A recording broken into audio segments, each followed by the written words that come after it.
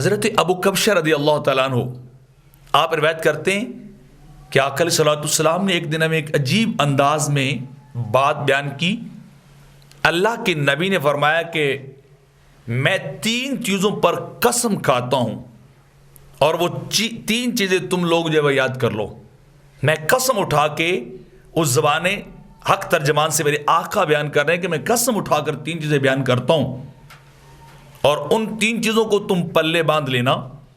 پہلی بات یہ ارشاد فرمائی کہ جو شخص مال کو اللہ کے راستے میں خرچ کرتا ہے اس آدمی کا مال کبھی کم نہیں ہوتا، وہ شخص کبھی غریب نہیں ہوتا۔ اور دوسرا، وہ شخص جس پر ظلم اور زیادتی کی جائے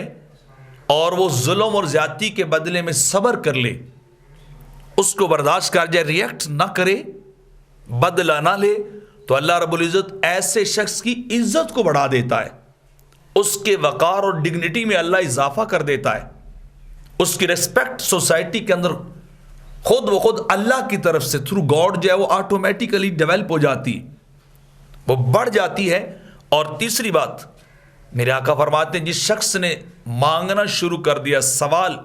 کرنا شروع کر دیا، لوگوں کے سامنے ہاتھ کو پھیلانا شروع کر دیا، تو وہ شخص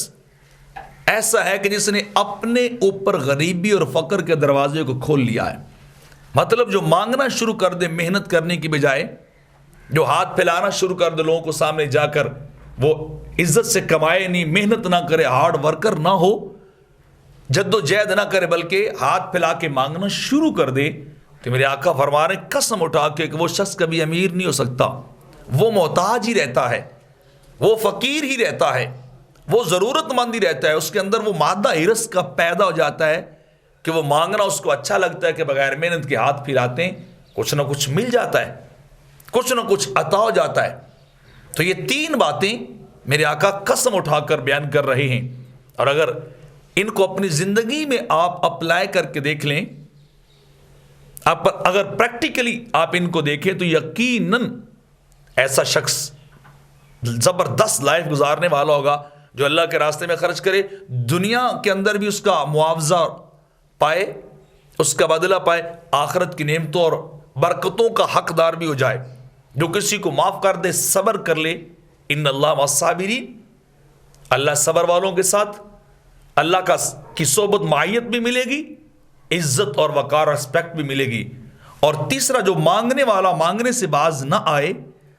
جو ہے وہ سوال کرتا پھرے، وہ کبھی امیر نہیں ہو سکتا، وہ ہمیشہ غربت والی زندگی گزارتا ہے۔